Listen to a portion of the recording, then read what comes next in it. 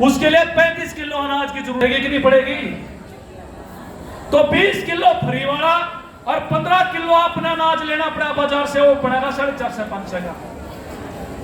तो आप ये बताओ कि ये हमें कितने का हो गया?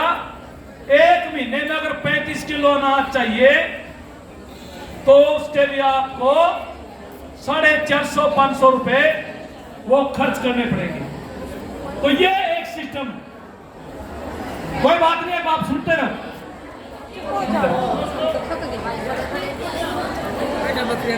तो ये आपके जो गारंटी है, ये जो गारंटी है, ये गारंटी क्या है? अच्छा मेरे को एक बात बताओ, आजादी के बाद ये जो राशन प्रणाली हुई 1950 में हुई शुरू, पहले भी राशन डिपो पर सस्ता अनाज मिलता था, सस्ता सामान मिलता था। कितने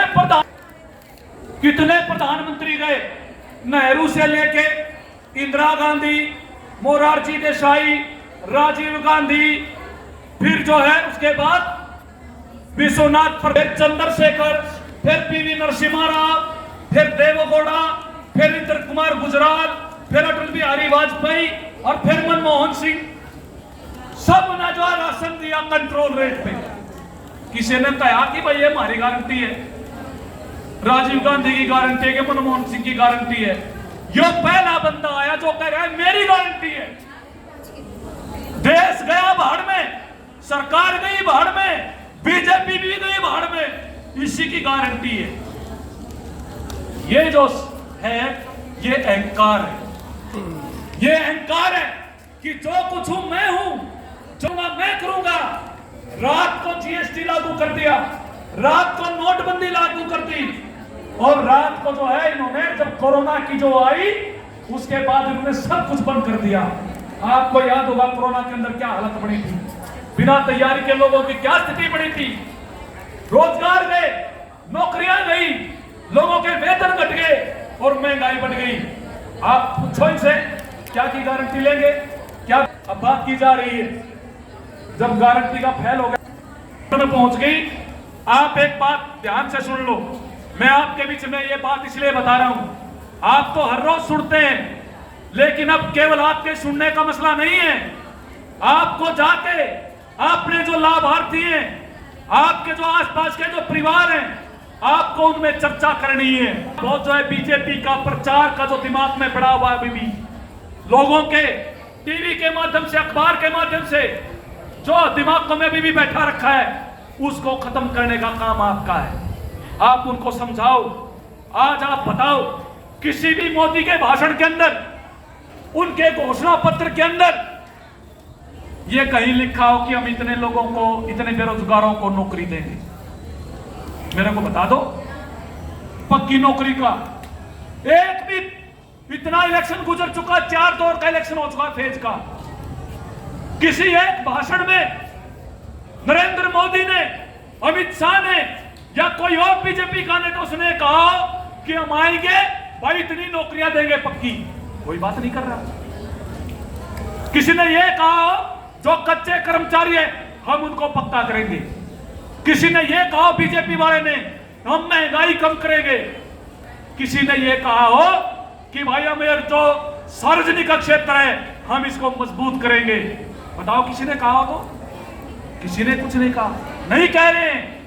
जब उनको ये लग गया, प्रचार किया था गारंटी का, वह गारंटी होगी फेल। और जब 2 बार के इलेक्शन हो गए अलग अलग स्टेट में, फेज गुजर गए, बीजेपी अब उस मोदी की गारंटी की बात नहीं करती। अब वो किस बात पे उतरा है? वही उनका जो पुराना हथियार है, वही पुराना हथियार है। अभी जो है आप जो ना थोड़ा इधर ध्यान रखो, कोई बात नहीं, वो भी आएंगे आपके बीच में, आपके अधिकारी भी आएंगे, तब उनकी तरफ आप देखना जब मांग पत्र आएंगे। अभी जो है बीजेपी पर आरोप लगाए जा रहे हैं, इंडिया गठबंधन की जो पार्टियां वो आरोप लगा रही हैं, वो ये कह रही हैं कि भाई इन्होंने पिछले 10 साल में 16.5 लाख करोड़ रुपया बड़े बड़े 20-25 पूंजीपतियों का, बैंकों का लिया हुआ कर्जा माफ किया है मोदी ने। ये आरोप लगा रहे हैं बीजेपी पर, मोदी पर। अगर इनमें दम है बीजेपी पर, मोदी में, तो ये कह दे कि भाई ये झूठ बोल रहे हैं इंडिया गठबंधन वाले, राहुल गांधी सीपीएम वाले झूठ बोल रहे हैं। जो क्योंकि दिया है पैसा। अरे इतना पैसा होता है 16.5 लाख करोड़ रुपया। जितने किसानों के कर्जे हैं, मजदूरों के कर्जे हैं, कर्मचारियों के कर्जे हैं, वह सारे कर्जे 4 बार उतारे जा सके इतने पैसे में। इतना पैसा दिया है, 20-22 लोगों को बैंकों का लिया हुआ कर्जा माफ किया। ये किया बीजेपी की सरकार ने। जो पैसा कच्चे कर्मचारियों को पक्का करने के लिए, सब लोगों को स्वास्थ्य की सुविधाएं देने के लिए, आंगनबाड़ी सेंटर को मजबूत करने के लिए, आईसीडीएस के बजट को बढ़ाने के लिए जो पैसा लगना चाहिए था, वो बैंकों का पैसा बड़े बड़े पूंजीपतियों को इन्होंने दिया है। तो ये भाई ये कह रहे हैं सबके साथ की बात, सबके विकास की बात नहीं है, सबका साथ नहीं है, विकास की बात। ध्यान देते रहे। मेरे से पहले जो वक्ता बोल रहे थे वो भी कह रहे थे देश की 70% जो आंगन है, जो धन संपदा है, वो इन 20-25 लोगों के हाथ में है। आज के दिन 70% जो अपने देश के जो मुनाफा है, जो उसके पास धन दौलत है, उनके पास है। तो भाई ये देश किसका है? इस देश को हम बनाते हैं, मजदूर बनाते हैं, किसान बनाते हैं। और ये तो इस संविधान को ताक पे रख रहे हैं।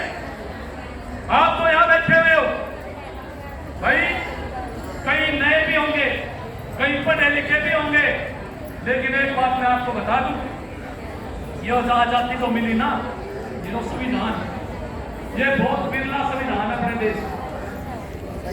और इस संविधान के बनाने के लिए 3 साल, स्पेशली 3 साल तक 1946 में संविधान सभा का गठन हुआ था संविधान बनाने के लिए, जिसकी ड्राफ्टिंग कमेटी के चेयरमैन बने डॉक्टर भीमराव अंबेडकर। और 3 साल तक 283 लोगों ने लगातार बहस की, दुनिया की बहुत बेहतरीन चीजें, अपने समाज की सच्चाई और जरूरतें उस संविधान के अंदर आई। और मैं आपको बताना चाहता हूं, दुनिया में महिलाओं को कभी भी वोट डालने का उससे पहले अधिकार नहीं था। जो हमारा संविधान दुनिया का पहला संविधान बना, जिसने कहा भाई वोट महिला हो चाहे पुरुष, गरीब हो चाहे अमीर, छोटा हो चाहे बड़ा, किसी भी धर्म का, किसी भी जात का, वोट डालने का अधिकार सबको होगा, बराबर होगा। वोट गिनी जाएगी, तुलेगी नहीं। और राजा जो है वो रानी के पेट से पैदा नहीं होगा, राजा बनाएंगे जनता।